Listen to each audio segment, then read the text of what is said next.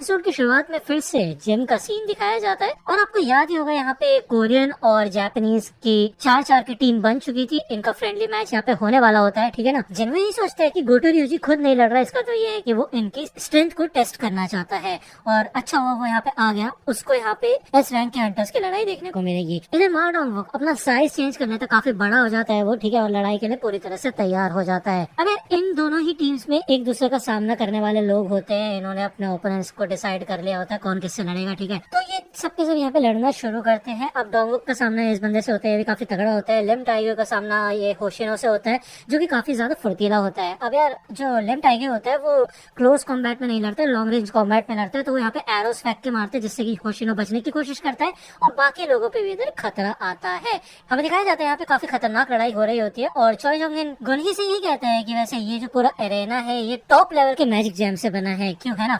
मेरे ख्याल से नेक्स्ट टाइम हमें इसको बढ़ाना होगा, है कि नहीं। तो यार बेग भी इधर अपनी पूरी ताकत से लड़ रहा होता है, ठीक है ना। वो इधर कुमामोटो का सामना कर रहा होता है और वो ट्रांसफॉर्म भी हो चुका होता है। कुमामोटो बाल वाले यहाँ पे बचता है और वो एक कॉम्बेटिव टाइप का हंटर नहीं होता, इस वजह से उसको काफी ज्यादा डर लग रहा होता है बेग का सामना करने के लिए। अब बेग समझ जाता है कि गोटो ryuji हमारा इस्तेमाल कर रहा है इनकी टेस्ट लेने के लिए, ठीक है ना, मतलब अपनी टीम का टेस्ट करवा रहा है वो, ओके। तो यहाँ पे पूरी तरह से सीरियस हो जाता है बेग और वो कहता है ठीक है फिर इसको आंसर अब मिलेगा। वो यहाँ पे लड़ना शुरू कर देता है। इधर मिस्टर पार्क देख रहा होता है और वो कहता है कि यार इनके लेवल का तो मैं बिल्कुल भी नहीं हूँ। हमें दिखाया जाता है कि मा डोंगवूक हार चुका होता है, लिम टाइग्यो हार चुका होता है और बेग का सामना फिर इन तीनों हंटर्स से होता है। बेग कहता है कि तुम्हें क्या लगता है कि मैं हंटर चा से ज्यादा कमजोर हूँ? भाई हंटर चा इधर काफी कमाल की मूव्स दिखा रही होती है, उसे ये बंदी डांसर बोलती है और डांसर यहाँ पे निकनेम है चाहे का, क्योंकि उसके मूव्स ऐसे हैं जैसे वो डांस कर रही हो और काफी ज्यादा क्विक होते हैं। वो यहाँ पे अपने ओपोनेंट को आउट कर देती है और आगे बढ़ती है बेग की मदद करने के लिए। तभी यहाँ पे पीछे से कुमामोटो आ जाता है। अगर वो एकदम से यहाँ पे अटैक करने वाला होता है चाहे के ऊपर, तो चाहे के जो इंस्टिंक्ट्स होते हैं उनकी मदद से वो भाई 14-15 बुक्के बजा देते हैं उसके। तो कुमामोटो अपना होश खो बैठता है और वो पूरी तरह से पागल हो जाता है, आउट ऑफ कंट्रोल हो जाता है। उसके टीम के मेंबर्स थोड़ा वरीड हो जाते हैं, लेकिन गोटो कहते हैं ठीक है फिर जब तक किसी को चोट लगने की कगार पे ना आ जाए बात, तब तक नहीं रोकना उसको। यहाँ पे कुमामोटो काफी खतरनाक अटैक करना शुरू करता है चाहे के ऊपर, ओके। और यहाँ पे जब वो उसको कॉर्नर कर देता है ना, तभी यहाँ पे काफी तगड़ा धमाका होता है और बीच में इधर जिनवू आ चुका होता है और उसने ये फाइट रोक दी होती है। वो ये कहता है कि ये सिर्फ एक फ्रेंडली मैच है और तुम इसको कुछ ज्यादा ही आगे ले जा रहे हो। कुमामोटो इधर जिनवू के ऊपर हमला करने की कोशिश करता है, लेकिन जिनवू उसको नीचे लटा देता है। अब गोटो कहता है कि पक्का ये मेज टाइप का हंटर है ना, मेरे को ये बात अपने आप ही वेरीफाई करनी होगी। तो जिनवू यहाँ पे चाहे से कहता है कि मेरे ख्याल से मिस शाह हमको हार मान लेनी चाहिए क्योंकि बेग भी आउट हो गए हैं, ठीक है। बेग मन में यही सोचता है कि अगर वो पूरी तरह से ट्रांसफॉर्म हो जाता ना तब भी वो उसको हरा नहीं पाता। तभी यहाँ पे हानेकावा आती है, वो प्रपोजल रखती है कि गोटो मैच करना चाहता है जिनवू के साथ। अब जिनवू कहता है ठीक है फिर मैं भी अपनी पावर को टेस्ट करना चाहता हूँ डीमन कासल के बाद। तो वो हंस रहा होता है तो गोटो ये देख के चिढ़ जाता है। हानेकावा यहाँ पे गोटो के पास आती है, वो कहती है ठीक है फिर संग जिनवू लड़ने के लिए तैयार है, लेकिन एक कंडीशन पे, आपको अपनी पूरी ताकत का इस्तेमाल करना होगा। दूसरा यहाँ पे हमें मीडिया का सीन दिखाया जाता है जहाँ पे 4th जेजू आइलैंड रेड की अनाउंसमेंट हो चुकी होती है। तो यहाँ पे ली जूही होती है, वो भी ये न्यूज देख रही होती है और उसकी मॉम उसे यही कहती है कि तुम आज गई नहीं। तो यार बेसिकली आज जूही की छुट्टी होती है, लेकिन जूही की मॉम यही कहती है उसे कि इस समय हमें साथ देना चाहिए इन लोगों का। तो बेसिकली यहाँ पे हंटर्स की जरूरत है, ओके। तो जूही यहाँ पे कांटेक्ट करती है सेंट्री टीम के बारे में, ठीक है, मतलब जो रेड मिशन में सपोर्ट टीम होने वाली है। अब चाहे मन में सोचती है कि यार जिन्होंने भले ए रैंक के डंजन को खुद क्लियर कर रखा है, लेकिन क्या वो एक एस रैंक के हंटर का सामना कर सकता है? वेग कहता है कि आज तुम्हें कोई प्रॉब्लम नहीं हो रही, इतने हंटर्स है तुम्हारे आसपास। तो चाहे यही कहती है कि यार बैटलफील्ड में मैं अपनी नाक बंद करके थोड़ा घूमती रहूंगी और वैसे भी तुम मुझे रोकने नहीं वाले। तो बेग कहते देखो यार आमतौर पे अगर किसी फाइटर और मेज टाइप के हंटर की लड़ाई होती ना तो जरूर रोकते हम, लेकिन ये काफी कमाल की लड़ाई होने वाली है, तुम्हें नहीं लगता? यहाँ पे बेग अपने मन में यही सोचता है कि भाई जिनवू एक ऐसा हंटर है जो कि इवॉल्व होते रह सकते हैं, तो काफी कमाल की फाइट होगी। जिनवू कहते हैं ठीक है फिर चलो शुरू। इतने में यहाँ पे भाई गोटो उसके ऊपर काफी खतरनाक अटैक करता है, लेकिन जिनवू इस अटैक से बच जाता है। अब यार ये दोनों यहाँ पे काफी खतरनाक अटैक करना शुरू करते हैं, मतलब बेसिकली गोटो ही अटैक कर रहा होता है, जिनवू सिर्फ और सिर्फ डॉज कर रहा होता है। और ये सारी की सारी फाइट सीन्स देखने के लिए आप मेरे टेलीग्राम चैनल पे जा सकते हो, वहाँ पे मैंने पूरा एपिसोड अपलोड कर रखा है, कोई लिंक का चक्कर नहीं है, पूरा एपिसोड है, ठीक है, जाके एंजॉय करो। लिंक डिस्क्रिप्शन में है, मतलब टेलीग्राम चैनल की, वहां जाके देखना। एनीवे ये फाइट काफी कमाल की होती है और बार बार जब ये अटैक डॉज कर रहा होता है जिनवू, तो भाई काफी ज्यादा सीरियस हो जाता है गोटो। वो कहता है ठीक है फिर मेरे को चिड़ मच रही है, मेरे को गुस्सा आ रहा है, अब मैं इसको खत्म ही कर देता हूँ, मैं इसको जान से मार दूंगा।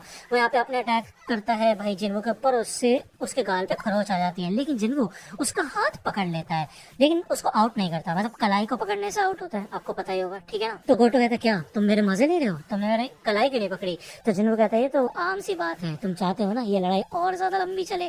तो ये दोनों दोनों ही सीरियस हो जाते हैं, इनका ऑरा रिलीज होने लग जाता है, ये दोनों काफी खतरनाक अटैक करने वाले होते हैं एक दूसरे के ऊपर, लेकिन इन दोनों के टीम मेंबर्स इनको रोक देते हैं, क्योंकि ऑब्वियस बात है भाई, इनको मिशन पे भी जाना है जेजू आइलैंड के, ठीक है, यहीं पे तो ना खत्म करना है सब कुछ। माँ डोंगो के यहाँ पे काफी ज्यादा इंप्रेस हो चुका होता है जिनको से, लेकिन जिनको मन में यही कहता है कि भले ये सारे के सारे काफी कमाल के एस रैंक के हंटर्स है, लेकिन इन्हें मेरी शैडो एबिलिटीज के बारे में पता नहीं चला। मैंने इनकी सबकी शैडोज के अंदर अपने शैडो सोल्जर्स को इन्फिल्ट्रेट कर दिया है। मतलब यार ये काफी कमाल की बात है, वो इन सारे एस रैंक हंटर्स को चाहे तो ट्रैक भी कर सकता है, ठीक है, क्योंकि उसकी शैडोज उनके साथ है। गोटो जाने से पहले गुनी से ही कहता है कि मेरे को पार्टिसिपेंट्स की लिस्ट भेज देना, और वो यहाँ से चला जाता है। जिनको बाहर आता है वो गुनी को ये बताता है कि जेजू आइलैंड रेड के बारे में आपने मेरे से पूछा था ना। इतने में दूसरी ओर यहाँ पे हमें दिखाया जाता है एक बंदे का सीन जो कि कांटेक्ट करता है गोटो को, और गोटो ये बताता है कि यहाँ पे काफी खतरनाक एस रैंक का हंटर है जो कि है संग जिनवू। लेकिन ये बंदा बताता है कि जो हंटर लिस्ट है ना रेड मिशन की, उसमें संग जिनवू नाम का कोई बंदा ही नहीं है। चाहे कोई भी बात पता चल जाती है, बेक को भी पता चल जाती है, बेक ये भी देखता है कि ब्यूंगो भी इस मिशन में नहीं आ रहा है। चोई जंग ये कहता है कि इस बार 15 एस रैंक के हंटर्स जाने वाले हैं आइलैंड पे, और इस बार हमको जीतना ही होगा। इधर जिनको घर पे आ जाता है और डिनर रेडी हो चुका होता है, और घर पे आकर उसको काफी अच्छा महसूस होता है, वो अपनी मॉम के साथ जब बैठ के खाना खाता है तो, और वो इसी रीजन की वजह से वापस नहीं जाना चाहता कहीं पे भी। हमें दूसरे यहाँ पे जेजू आइलैंड का सीन दिखाया जाता है। इधर सारी की सारी एंट्स ने एक दूसरे को ही खाना शुरू कर दिया होता है, और यहाँ पे क्वीन होती है, वही ये सारी बातें हमें बता रही होती है कि हमें जल्द ही ये जगह छोड़नी होगी, और मेरे को एक ताकतवर बच्चे की जरूरत है, एक ऐसा बच्चा जो कि हम सबको गाइड करेगा, हमारे सारे बच्चों का ख्याल रखेगा। हमें दिखाया जाता है कि जो ये आम अंडे होते हैं ना, इनमें से काफी बड़ा एक अंडा होता है, वो अंडा तोड़ के यहाँ पे एक आंट निकलता है। अब इसका नाम मैं आपको अगले एपिसोड में बताऊंगा, जिनको पता है उसकी तो कोई दिक्कत ही नहीं है। ये निकलते साथ ही यहाँ पे अपना कलर चेंज कर लेता है, बाकी एंट्स की तरह नहीं होता रेड कलर का, बल्कि ये ब्लू कलर का होता है, ठीक है। अब ये सारी की सारी एंट्स को भाई खाना शुरू कर देता है, वो मानवा की तरफ से बता रहा हूँ, और बहुत बुरी तरह से चीखता है वो। यहाँ पे मीडिया में सिर्फ और सिर्फ यही बातें चल रही होती है कि जो थर्ड जेजू आइलैंड की रेड थी, उस समय ये एंट्स सिर्फ जमीन पे चलने वाले कीड़े मकोड़ों की तरह थी, लेकिन अब इनके कमर पे पंख उगाए हैं और ये बिल्कुल इंसानों की तरह दिखने लगी हैं, और ये काफी खतरनाक बात है। अब ब्यूंगो यहाँ पे घूम रहा होता है, वो देखता है कि कुछ बच्चे यार एस रैंक के हंटर बन के खेल रहे हैं, मॉन्स्टर्स को हरा रहे हैं, मतलब बस बात कर रहे हैं ऐसी। वो उनसे थोड़ा बहुत देखता है, और दूसरी ओर यहाँ पे हमें दिखाया जाता है जिनहो का सीन, और वो यहाँ पे मिस हान के साथ बैठा होता है। अब मिस हान भी कहती है कि मैं भी जाने वाली हूँ। दूसरा यहाँ पे सॉन्ग चेवल से मिलने आती है जूही, और ये सबके सब यहाँ पे सेंट्री टीम को ज्वाइन करने वाले, मतलब सपोर्ट टीम को। उन्हें यही कहता है कि अब कल शुरुआत होने वाली है जेजू आइलैंड रेड की। अगले दिन यहाँ पे सारी की सारी शिप्स होती है, फ्लीट होती है पूरी की पूरी, जो कि जेजू आइलैंड को चारों तरफ से घेर लेती है, ठीक है। मतलब तुम लगा लो यहाँ पे ये लोग शिप्स के अंदर भी है सपोर्ट टीम, ठीक है, जो यहाँ पे कॉन्टिनेंट है ना वहाँ पे भी है मेनलैंड, मतलब इसके अलावा यहाँ पे भाई ये सब के सब तैयार होते हैं। इधर इवन ली मिनसुंग भी आ चुका होता है, जिसके आने पे लोग ज्यादा खुश नहीं होते, मतलब वो उसका मैनेजर, और वो ए रैंक का गिल्ड भी होता है जिसकी मदद की थी जिनको ने, मतलब काफी सारे लोग आए होते हैं, ऑलमोस्ट सब यहाँ पे पार्टिसिपेट करने के लिए तैयार हैं। हमें दिखाया जाता है फाइनली इस ऑपरेशन में ब्यूंगो भी आ जाता है। बेग उसे देख के काफी खुश होता है, वो कहता है मुझे नहीं पता तो तुम आ रहे हो, तो ब्यूंगो से चिढ़ाता है, और वो ये कहता है कि मेरे बिना तुम ज्यादा देर टिक नहीं पाओगे, मैं एक हीलर हूँ, तुम्हें पता है ना। तो ये दोनों एक दूसरे को देख के काफी खुश होते हैं। दूसरा यहाँ पे हमें जेजू सिटी का सीन दिखाया जाता है। इधर गोटो अपनी टीम के साथ ऑलरेडी आ चुका होता है, और ये अलग अलग पोजिशंस ले चुके होते हैं बंदे, ठीक है। दूसरा यहाँ पे हमें हेलीकॉप्टर का सीन दिखाया जाता है, जहाँ पे हमारी साउथ कोरिया वाली टीम है एस रैंक्स की, और इनमें एक मीडिया का भी बंदा होता है जो कि कहता है कि मैं लाइव टेलीकास्ट करने वाला हूँ इस रेड का मिशन को।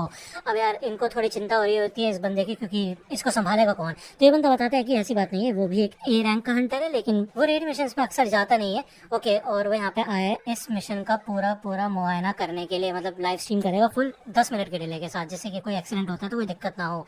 एनीवे ये लोग यहाँ पे ऑलमोस्ट पहुंचने वाले होते हैं, सबके सब काफी ज्यादा मोटिवेटेड होते हैं। इधर गोटो अपने सारे हंटर्स को इशारा कर देता है अपना ऑरा रिलीज करने के लिए, जिससे कि यहाँ पे इन एंड्स को पता चल जाता है कि भाई हंटर्स आ चुके हैं, और ये सबके सब अपने नेस्ट से बाहर निकल जाती हैं।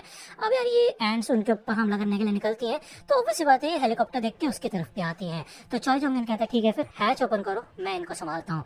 इधर भाई वो काफी कमाल का अटैक करता है, लेकिन इससे काफी सारी एंड्स बच चुकी होती है, तो वो कहते हैं जरा ज्यादा ताकत लगानी पड़ेगी मेरे को। और भाई साहब वो इतना खतरनाक अटैक करता है ना, इसलिए है ये बंदा अल्टीमेट वेपन या फिर अल्टीमेट हंटर, जो बोलना है बोल लो इसको, भाई कमाल का। वो ये कहता है कि फाइनली मैं इस जगह पे आ ही चुका हूँ, तेज हो आइलैंड रेड पे। तो यहाँ पे वो नीचे उतरने के लिए तैयार हो जाते हैं पूरी की पूरी टीम। दूसरा यहाँ पे शिप में से अल्ट्रासोनिक वेव्स टाइप मतलब कुछ इंटरफेरेंस वेव्स निकलती है जिससे कि ये सारी की सारी एंड्स क्वीन का सिग्नल ना पकड़ पाए, क्योंकि ऑब्वियस बात है क्वीन के बेस पे ये लोग अटैक करने वाले हैं, तो क्वीन इनको कांटेक्ट करने की कोशिश करेगी, तो ऐसा ना हो इसलिए डिस्ट्रेस सिग्नल्स हैं। ओके एनीवे यहाँ पे जो गोटो की टीम होती है काफी अच्छे खासे तरीके से इन एंड्स को संभाल रही होती है भाई, इनकी वाट लगा के रखती है। इनमें जो बंदा होता है ये काफी ज्यादा इंप्रेस हो जाता है चॉय जोंग इनको देख के, वो यही कहता है कि मेरा अगर उससे सामना होता कि मैं जीत पाऊंगा। यहाँ पे उसके पास फ्रीजिंग एबिलिटीज होती हैं। अब ये लोग यहाँ पे नेस्ट के पास आ चुके होते हैं, इधर काफी सारे रास्ते होते हैं लेकिन इनको समझ नहीं आता कि कहाँ से ये लोग ढूंढेंगे उसे। तो चॉय जोंग इन्हें काफी खतरनाक अटैक करता है, सारे के सारे छेदों में अपनी आग फेंकता है।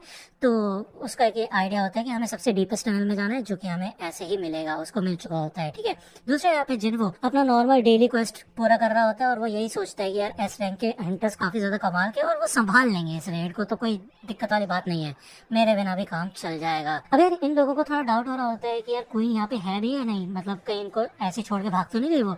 बट ऐसा सीन है कि यार देखो उसके पास भागने के लिए कोई चारा भी नहीं है, यही आइलैंड पे होगी वो। ये लोग जैसे अंदर आते हैं ना, देखते ही एक एग चेम्बर होते हैं, यहाँ पे काफी सारे अंडे होते हैं और इन अंडों में से एक काफी बड़ा अंडा होता है भाई, हद से ज्यादा बड़ा, जिसे देख के यहाँ पे ब्यूंगू तो डर ही जाता है। तो बेक मन में कहते हैं वैसे इसका डरना तो जायज है, क्योंकि एक ऐसा अंडा, इतना बड़ा अंडा भाई, इसमें से क्या ही निकला होगा, काफी खतरनाक। दूसरा यहाँ पे हमें गोटो की टीम का सीन दिखाया जाता है और ये सबके सब लड़ रहे होते हैं, काफी अच्छा खासा कर रहे होते हैं सीन। इनकी जो हीलर होती है ना, मेरे ख्याल से शिमुजो नाम है इसका, उससे यहाँ पे मदद मांगते हैं, तभी वो मुड़ के देखता है कि काफी सारी एंड्स आ रही होती है और दूसरी ओर यहाँ पे शिमुजो का सर गायब हो चुका होता है और यहाँ पे हमें काफी खतरनाक ऑरा दिखाया जाता है और हमें बताया जाता है कि नेक्स्ट एपिसोड का नाम है it's going to get even more intense. अगर आपको वीडियो पसंद आए तो लाइक करना, सब्सक्राइब कर लो अगर चैनल पे नए हो तो। मिलता हूँ आपसे अगले वीडियो में, तब तक के लिए गुड बाय।